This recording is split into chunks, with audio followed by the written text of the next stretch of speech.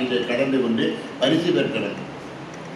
கவிதைக்காக நானும், உரைநடைக்காக வளமுதி ஜானும். அது சொல்லுவேன், கவிதைக்காக ஜான், உரைநடை, கவிதைக்காக நான், உரைநடைக்காக ஜான் என்று சொல்வேன். மேடைகள் அங்கேயே பேசியிருக்கேன். கோலாலம்பூர்ல மதுரை மாநாட்டிலே, தஞ்சை மாநாட்டிலே பங்கேற்றிருக்கிறேன். பட்டிமன்றங்களில் கலந்திருக்கிறேன். கவியரங்கிலே பரிசு வாங்கியது முக்கியமல்ல. அந்த உலகத்தமிழ் மாநாடு, உலகமெல்லாம் கேள்விப்பட்டீங்களா இல்லையா? உலகத்தமிழ் மாநாடு என்று உலகமெங்கும் நடந்தது. பாரிஸில் நடந்தது, சிகாகோவில் நடந்தது, கோலாலம்பூரில் நடந்தது, சிங்கப்பூர் நடந்தது, இலங்கையில் நடந்தது, யாழ்ப்பாணத்தில் நடந்தது, சென்னையில் நடந்தது, மதுரையில் நடந்தது, தஞ்சாவூர் நடந்தது. கேள்விப்பட்டீங்களா இல்லையா? அந்த உலகத்தமிழ் மாநாட்டை அப்படி ஒரு அமைப்பை ஏற்படுத்தியவர் யாருன்னா தனிநாயகம் அடிகள். கேள்விப்பட்டீங்களா? இலங்கை யாழ்ப்பாணத்தைச் சேர்ந்த ஒரு கிறிஸ்தவ துறவி, ரோமன் கேத்தலிக் பாதிரியார். அவர்தான் தனிநாயகம் அடிகள். அவர்தான் முதல்ல இப்படி ஒரு உலகத்தமிழ் மாநாட்டில் நடத்தி கிறிஸ்தவத்திற்காக பாடுபட்ட, அதே சமயத்தில் அதைவிட அதிகமாக தமிழுக்காக பாடுபட்டவர்கள் எல்லாம் உலகத்துக்கு அடையாளம் காட்ட வேண்டும்.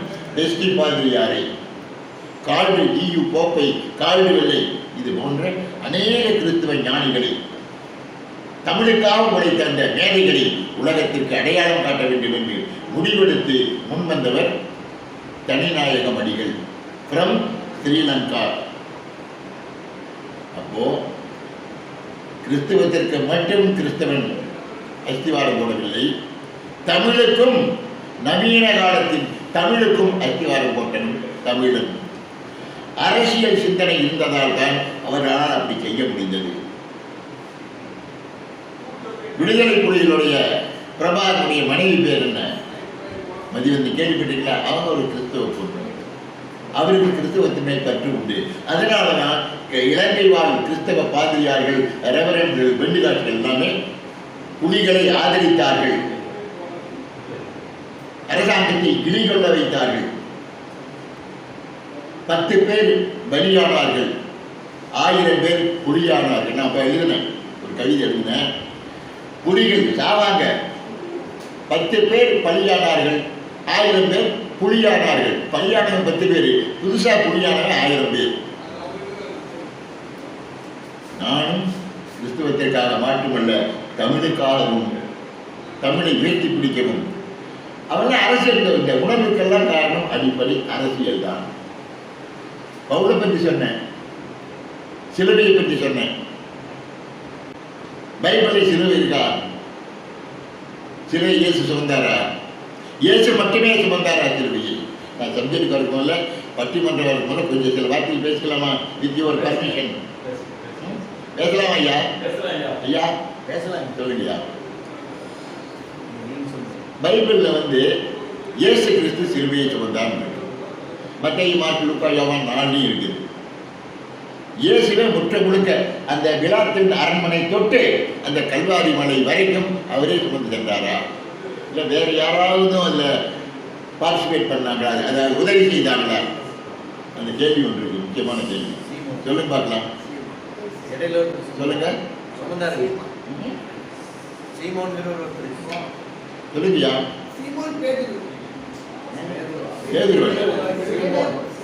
சிரேனே ஊரானாகிய சீமோன்.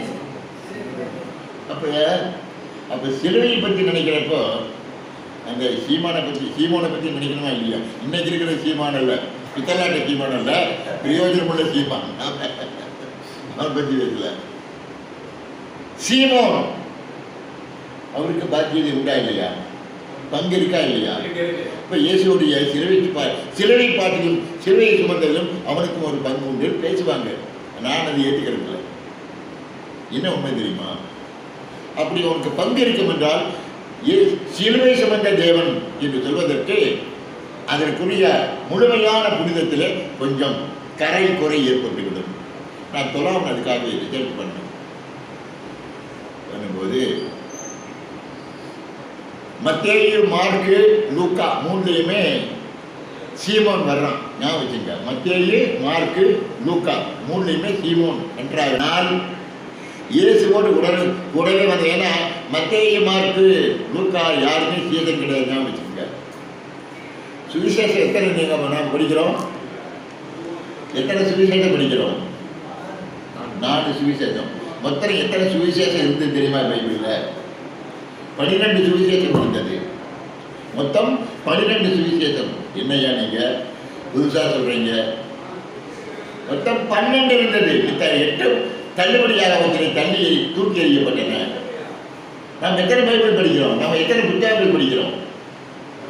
எத்தனை பைபிள்னா ஃபுல் புக்ஸ் 66 புக்கு படிக்கிறோம் இல்லையா? 66 பைபிள் தான் நம்ம நினைச்சு பைபிள்னா 66. ரோமன் கேத்தலிக் எவ்வளோ படிக்கிறான்? 75. 75 9 அதிகம் 75 படிக்கிறான். அப்போ இது கரெக்டா அது கரெக்டா? ஸ்காண்டினேவியன் நாடுகள், நார்வே, ஸ்வீடன், டென்மார்க், ஸ்காண்டினேவியன் நாடுகள்னு பேர் இருக்கு. Countries of Scandinavian. அங்கெல்லாம் எத்தனை படிக்கிறாங்க? 96 படிக்கிறாங்க. எவ்வளவு? 96 புக்ஸ் படிக்கிறாங்க. நமக்கு தெரியாத பல விஷயங்கள் அவங்களுக்கு தெரியும். கேத்தலிக்கல் சில அதிகமாக தெரியும், அதை விட அதிகமாக அவங்களுக்கு தெரியும். அப்படின்னா மொத்தம் எவ்வளோதான் இருக்குது? இன்னும் சில நாடுகள், தென் அமெரிக்க நாடுகளில் லாவோஸ், தென் அமெரிக்க நாடுகள் சில இருக்குது. அங்கே 107 படிக்கிறாங்க. என்னடா அது? 66, 75, 96, 107 இத்தனை படித்தா அப்போ நாம் படிக்கிறதெல்லாம் கம்மி, கொஞ்சமாக வரைச்சிக்கிட்டு எக்ஸாமுக்கு அளவாக படிச்சுட்டு போகிற மாதிரி ஃபுல் புக்கை படிக்காமல் முக்கியமான கேள்வி மட்டும் படித்து போய் பரிசு எழுதுகிறாங்களே, அதை போல் நம்ம படிக்கிறோமா அப்படின்னு எண்ணம் வரும். அப்படியே மொத்தம் எவ்வளோ தான் இருந்துச்சு? மொத்தம் 206 கண்டுபிடிக்கப்பட்டவை 202 புத்தகங்கள் இருந்தன. எவ்வளவு? 202 புத்தகங்கள் இருந்தன. அதில் ஹெலினா கேள்விப்பட்டீங்களா? நல்லா ஞாபகம் குறிச்சிக்கிறது. ஹெலினா, ஹெலன் ஹெலன் சொல்கிறோம்ல, அந்த ஹெலினா எதுனா கான்ஸ்டான்டைனுடைய தாயார். கான்ஸ்டான்டைன் ஒரு மகாராஜா, அவன் பேரில் தான் இப்போ கான்ஸ்டான்டினோபிள் என்ற துறைமுக பட்டம் இருக்குது. நம்ம ஜெருசலேம் போகிறப்போ அந்த கான்ஸ்டான்டைன் நாடு வழியாக போவோம். ஜெருசலேமுக்கு யூதேயா தேசத்துக்கு அப்படி தான் போகிறோம். அந்த ஹெலினா என்பவள், அந்த அம்மா, தப்பா அம்மா அவள்னு சொல்லக்கூடாது, அந்த புனித சகோதரி 375ஆம் ஆண்டு கிபி 375 கிபி 425 நாடுகளிலே அந்த அந்த வருடங்களிலே அகில உலக கிறிஸ்தவ மகாநாடுகளை நடத்தி பைபிள் சீர்திருத்தம் பண்ணுறாங்க. 202 குறைச்சி, ஏன்னா தேவையில்லாத சகதியெல்லாம் வருது. வெட்டி கதைகள், வீண் கதைகள், வேண்டாத கதைகள்லாம், குப்பைகள்லாம் இருக்குது. அதான் ஒதுக்குறாங்க. தேவையில்லாம் ஒதுக்கல. முக்கியமானவை எல்லா சரத்துக்களையும், எல்லா சித்தாந்தங்களையும், எல்லா கருத்துக்களையும் உள்ளடக்கியவை 66 ஞாபகம் வச்சுக்கோங்க. 75 கொஞ்சம் கூட்டியிருக்காங்க. ஆனால் இந்த 66 + 75 + 96 + 100 இப்படி தான் வருமே தவிர, இந்த 66 படிக்கிறதுனால நாங்கள் எதையும் அது முட்டாள்கள், மூடர்கள், முக்கியமான கேள்வி பண்ணி படிக்கிற மாணவன் நினைக்கக்கூடாது. இது எல்லாம் அடங்கியிருக்கு.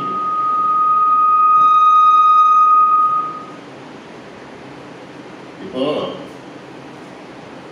டாக்டர்னு சொல்றோம் இல்லையா? டாக்டர் பட்டம் வாங்க. இது மறந்துட வேண்டாம், அவன் ஞாபகப்படுத்தி மறுபடியும் சொல்றேன். ஏன் ஞாபகம் தெரியுமா? இந்த டாக்டரின் கூறார்கள், டாக்டரின் அடிப்படை கோட்பாடுகள், கிறிஸ்தவத்தின் அடிப்படை கோட்பாடுகள், இது எல்லாமே மற்ற நூல்களை விட நாம் படிக்கிற 66 தான். பவுல் தான் கிறிஸ்து சொல்லி பவுல் எழுதி வைத்தவை. ஞாபகம் வச்சிருக்கார். உலகத்தில் எல்லா மத நூல்களுமே, பெரிய புராணம், சிவபுராணம், கந்த புராணம், பஜகோவிந்தம், பகவத்கீதை, எந்த நூலாக இருந்தாலும், மகாவம்சம், பௌத்த மதம், மகாவம்சம், யூத மதம், தோகரா, எந்த நூலாக உலகத்தில், குரான், திருக்குரான், கிரந்தங்கள், குர்பானி, எல்லாம் மத நூல்கள்.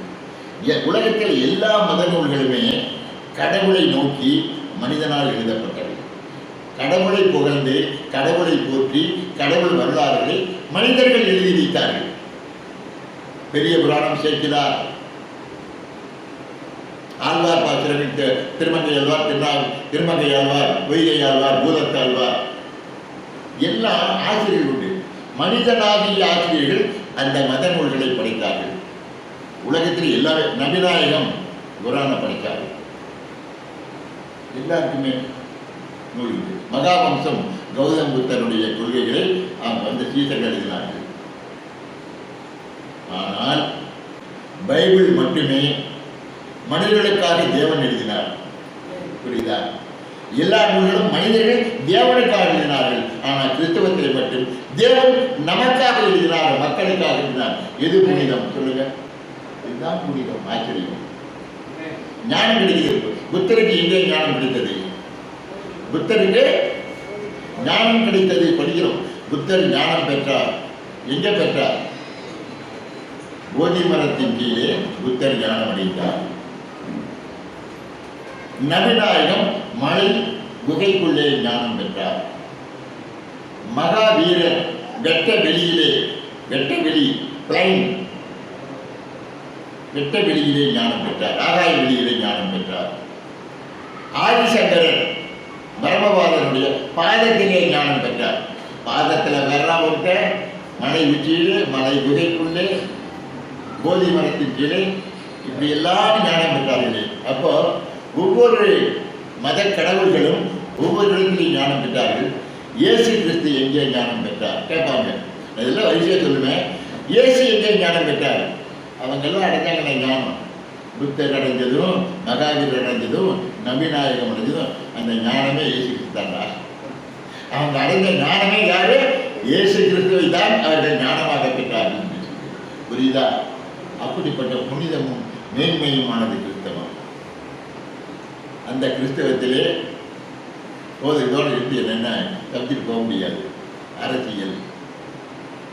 இன்றைய கிறிஸ்தவர்களுக்கு அரசியல் முக்கியமா இல்லையா ஒரு கேள்வி. நினைக்கிறவங்க ரெண்டு வகையாக நினைப்பாங்க.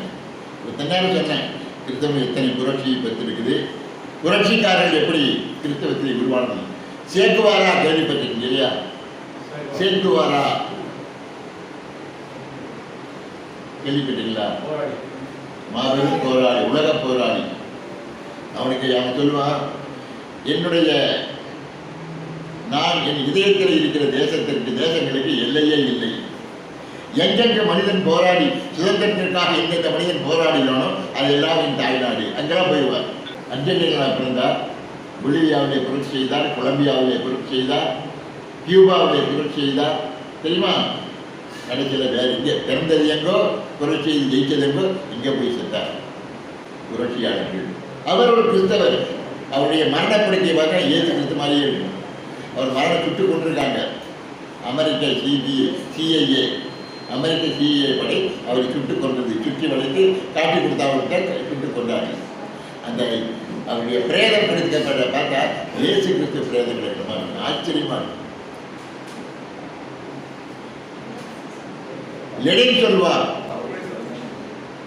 லெனின் சொல்வார், சோவியத் நாட்டினுடைய ஆன்மா லியோ டால்ஸ்டாய் என்று சொல்வார். டால்ஸ்டாய் மாபெரும் சிந்தனையான எழுத்தான இலக்கியவாதி, நோபல் பரிசு வாங்கினவர் டால்ஸ்டாய்.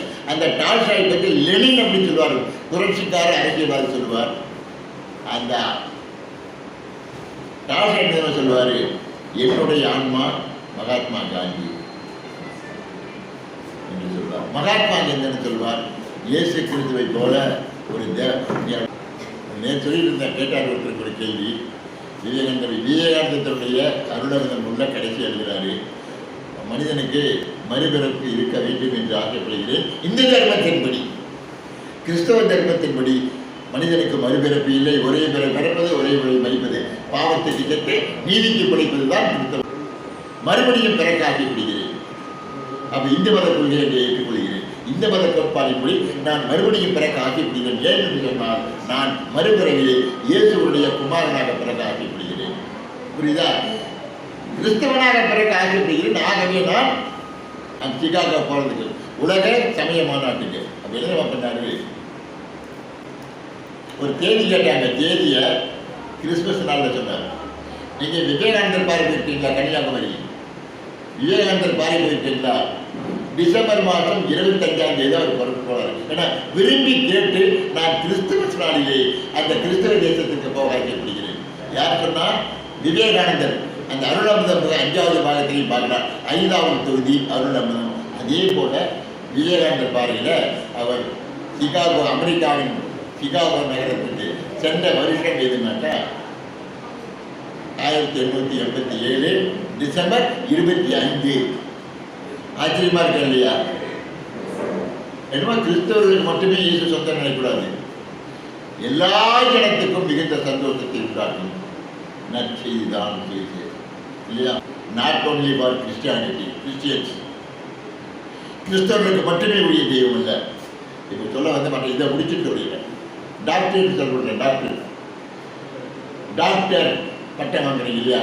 இங்கே டாக்டர் பட்டம் வாங்கின எவ்வளோ பேர் இருக்கீங்க? டாக்டர் பட்டம் வாங்கினவங்க, சரி டாக்டர் பட்டம் நம்மளாம் வாங்கலாமா? நமக்கெல்லாம் MBBS 4 வருஷம் முடிக்கலாம். அவன் காலேஜ் முடிச்சு டிகிரி முடிச்சு போட்டு 4 வருஷம், டைரெக்டாக போனால் காலேஜ் ஸ்கூல் முடிச்சு போட்டோன்னா 5 வருஷம். அது இப்போ ஒன்று வச்சுருக்காங்க, எக்ஸாம் நீட் தேர்வு முடிச்சுட்டு போனால் 5 வருஷம் படிக்கணுமே. இப்போ அசால்ட்டாக வந்து பைபிள் தூக்கிட்டாலேங்க 3-4 வருஷத்துக்கு மேலே. இப்போ பார்த்தா கேட்டால் டாக்டர் பாஸ்டர்னு சொல்லாமல் இப்போ டாக்டர்னு ஆகிட்டானே அப்படின்னு சொல்லுவாங்க. கேள்விப்பட்டிருக்கீங்களா? கிண்டல் பண்ணுவாங்க தெரியுமா? யார்? நம்ம கிறிஸ்தவன் தான், வேறு யாரும் பண்ண மாட்டாங்க. கிறிஸ்தவன் தான் பண்ணுவான். டாக்டர் பட்டம் வாங்கினவனை பார்த்து டாக்டர் பட்டம் வாங்காதவன் தெரிஞ்சுட்டு இருப்பான். டாக்டர் பட்டம் எப்படி கொடுக்கலாம்? அது கவர்மெண்ட் கொடுக்குற டாக்டர் பட்டம் தானே. அவன் உடம்பெல்லாம் அறுத்து பார்த்து, நாடி நரம்பெல்லாம் சோதித்து பார்த்து, உச்சத்திலிருந்து உள்ளங்கால் வரைக்கும் உடல் உறுப்புகளை ஒவ்வொன்றா ஆராய்ச்சி பண்ணி கொடுக்குறதான டாக்டர் பட்டம். இதை எப்படி ஒரு பாஸ்டர் கொடுக்கலாம்? அவர் பைபிளை தவிர என்ன தெரியும் கேட்பாங்க இல்லையா? நல்லா ஞாபகிச்சுங்க. அந்த டாக்டர், அதாவது என்னன்னு சொல்கிறப்ப விளக்க சொல்லிடுறேன். அந்த டாக்டர் நம்முடைய உடம்புக்கு சிகிச்சை அளிக்கிறவர். அவர் என்ன பண்ணுறாரு? அந்த டாக்டர்கள் நம்முடைய உடம்புக்கு சிகிச்சை அளிக்கிறவர்கள். இந்த டாக்டர்கள் நம்முடைய ஆத்மாவுக்கு திருப்பிய, உயிருக்கு ஆத்மாவுக்கு சிகிச்சை அளிக்கிறவர்கள். அவங்க இங்கே பொழைச்சிருக்கிறதுக்கு வழி காமிப்பாங்க, அவங்க அங்கேயும் பொழைச்சிருக்க வழி காமிக்கிறாங்க. எந்த டாக்டர்கள் பெரிய டாக்டர்கள்? யோசனை பாருங்க. ஆத்மாவுக்கு வழிகாட்டுகிற, மறுமைக்கு வழிகாட்டுகிற அந்த டாக்டர் தான் இந்த பூமியில் இருக்கிற சில நாட்களுக்கு மட்டும் வைத்தியம் பார்க்கல அவங்களா? அதுக்கு பல விளக்கம், பல்வேறு உதாரணங்கள் சொல்லுவோம். ரெண்டையும் கம்பேர் பண்ணி இன்னொன்று நல்லா ஞாபகங்க. படித்தவங்களுக்கு தெரியும். நாம் நம்முடைய கிறிஸ்தவ கோட்பாடுகளுக்கு என்னென்னு பேர்? டாக்டருங்கிற வார்த்தை எப்படி வந்துச்சுன்னு நானே மொழியில் லிங்கஸ்டிக்கில் ஆராய்ச்சி. நான் 3 MA படித்தவன். பொலிட்டிக்கல் சயின்ஸ் MA, உலக வரலாறு MA, தமிழ் MA. வெளியே நான் டாக்டர் பட்டம் வாங்கினேங்க. அரசாங்க கல்லூரியிலேயே அண்ணாமலை பல்கலைக்கழகம், சென்னை பல்கலைக்கழகம், மதுரை காமராஜ் பல்கலைக்கழகம், டெல்லி யூனிவர்சிட்டி ஆஃப் ட்ரெண்ட்ஸுங்கிற அங்கே காலேஜிலே படித்தவன். அயர்லாண்டில் படித்தவன். இத்தனையும் படித்து போட்டு சினிமாத்தில் இருந்து போட்டு எல்லாம் குப்பையும் மீனென்றும் விட்டு பவுலுடைய காலை பிடிச்சிக்கிட்டு அவருடைய கால் தூசையாவது தொட முடியுமா? பவுல் அப்போஸ்தலனுடைய காலிலே ஒட்டி கொண்டிருக்கக்கூடிய ஒரு சின்னஞ்சிறு தூசையாவது தொட முடியுமா என்ற வாஞ்சையோடு பைபிளை வாசித்து அவர் பின்னாடி சென்றவன். அவருடைய கால் தூசைக்கு நான் இத்தனை பட்டம் வாங்கி என்ற பிறகு இல்லை. என்னை 28 வயசு வரைக்கும் படித்தேன். எல்லா பல்கலைக்கழகங்களாக படித்தேன். ஆனால் அவருடைய அந்த ஒரு எழுத்துக்கு கிறிஸ்துவை அறிவின் மேன்மைக்காக எனக்கு உண்டான எல்லாவற்றையும் குப்பை என்றும் நஷ்டம் என்றும் விட்டேன். நாம் சாதாரண ஆள் அல்ல, மகாபிரிய கோடீஸ்வரன். எங்க எந்த இடத்துல பிறந்தவர் அவரு? அவர் யார்? அவரு பவுல். சரி, அந்த வரலாறு வேண்டாம், நீ சீட்டுட்டே போகும். பழைய ஏற்பாட்டில் ஒரு சவுல் வருவார், புதிய ஏற்பாட்டில் ஒரு சவுல் வருவார். அவர் சவுல் பாலா போனார், இந்த சவுல் பரிசுத்த பாலாக மாறினார். நான் இப்போ டாக்டரின் வர்றேன். ஐயா, டாக்டரின் என்றால் அடிப்படை கோட்பாடுகள் தெரியுமா? டாக்டரின்னா என்ன அர்த்தம்? நீங்கள் என்ன டாக்டரின் பார்த்துக்கிறீங்க? கிறிஸ்டியன் கோட்பாட்டில் பெண்டிகாஸ்டுக்கும் சிஎஸ்ஐக்கும் ரோமன் கேத்தலிக்கும் டாக்டர்னு கேட்பாங்க. டாக்டர் உங்கள் டாக்டர்லாம் கரெக்டாக இருக்குது. டாக்டர் என்றால் அடிப்படை கோட்பாடுகள், கிறிஸ்தவத்தின் அடிப்படை கோட்பாடுகள். பிதாவை பற்றிய, பரிசுத்தாவியை பற்றிய, குமாரனை பற்றிய, பாவத்தை பற்றிய, இரண்டாம் வருகையை பற்றிய, மறுஜென்மத்தை, மறு உலகை பற்றிய இத்தனை 9 வகை கோட்பாடுகள். அந்த கோட்பாடுகளுக்கெல்லாம் வெறும் டாக்டரின் பேர். டாக்டரின் ஆஃப் த பைபிள் கோட்பாடுகள். இந்த கோட்பாடுகளில் யார் கற்று தேர்றானோ அவன் தான் டாக்டர். புரியுதா? அந்த டாக்டருக்கு பேர் சொல்லி டாக்டரின். அந்த டாக்டரின்ல தேர்ந்தவன் தான் டாக்டர். அவன் உடம்பை பற்றிய, உடம்பு உள்ளுறுப்புகளை பற்றிய, மூளை, கண்ணு, காது, இருதயம், நுரையீரல், கல்லீரல், இதையெல்லாம் தெரிஞ்சுக்கிறவன் அந்த டாக்டரு. நம்முடைய சரீரம், ஆவி, ஆத்துமா, இம்மை, மறுமை, இதையெல்லாம் தெரிஞ்சுக்கிற டாக்டர். உண்மையா டாக்டரின் என்ற டாக்டருங்கிற அடைமொழி, அந்த பட்டம் யாருக்கு பொறுத்தோம்னா கிறிஸ்தவ வேதத்தில் வேரூன்றிய, வேர்களை இருக பற்றிய கிறிஸ்தவர்களுக்கு தான் டாக்டர் பட்டம் உண்டு. முதல்ல அப்படி தான் சொல்லிட்டு இருக்காங்க. லூக்கா அப்படிப்பட்ட மருத்துவராகவும் டாக்டராகவும், இந்த டாக்டரின்ல தேறிய டாக்டராகவும், உடலியலே தேறிய டாக்டராகவும் இருந்தார் லூக்கா. அப்போ டாக்டர் என்ற பட்டம் கிறிஸ்தவ ஊழியர்களுக்கு, அதில் ஆழ்ந்து கற்று தேறிய மேதைகளுக்கு, ஞானிகளுக்கு டாக்டர் பட்டம் கொடுக்கலாமா? வேணாலும் நிச்சயம் கொடுக்கணும். அவங்களோட இவங்க தான் தெரிஞ்சானவங்க. விரிவாக பேச எனக்கு நேரம் இல்லை, இல்லைன்னா இன்னும் கூட அதை பற்றி விளக்குவேன். இப்பொழுது அரசியல் மக்களுக்கு, கிறிஸ்தவ மக்களுக்கு, கிறிஸ்தவ ஊழியர்களுக்கு தேவையா? இல்லை தேவையே கிடையாது. இந்த 2 தலைப்பில் இப்பொழுது பேச வருகிறார்கள். அவசியமே என்ற தலைப்பிலே ஏற்கனவே அரசியல் களத்திலே இறங்கி கொஞ்சம் ஆழ வரைக்கும் போயிட்டு நீந்தி கொண்டிருக்கக்கூடிய ரெவரண்ட் டாக்டர் மணிதாசன் அவர்கள் அரசியலிலும் ஆட்சி அதிகாரத்திலும் கிறிஸ்தவர்கள் பங்கேற்பது ரொம்ப ரொம்ப முக்கியம், ரொம்ப ரொம்ப அவசியம் என்ற தலைப்பிலே அவரை பேச வரும்படியாக அழைக்கிறேன். நேரத்தின் அருமை கருதி எவ்வளவு சொல்கிற டைம் சொல்லணும், டைம் லிமிட்டேட் பண்ணல. எந்த அளவுக்கு சுருக்கமாக அதே சமயத்தில் கருத்துக்கு நெருக்கமாக, சுருக்கமாகவும் கருத்துக்கு நெருக்கமாகவும் பேசக்கூடியாக உங்கள் ஒவ்வொருவரையும் கேட்டுக்கொள்கிறேன்.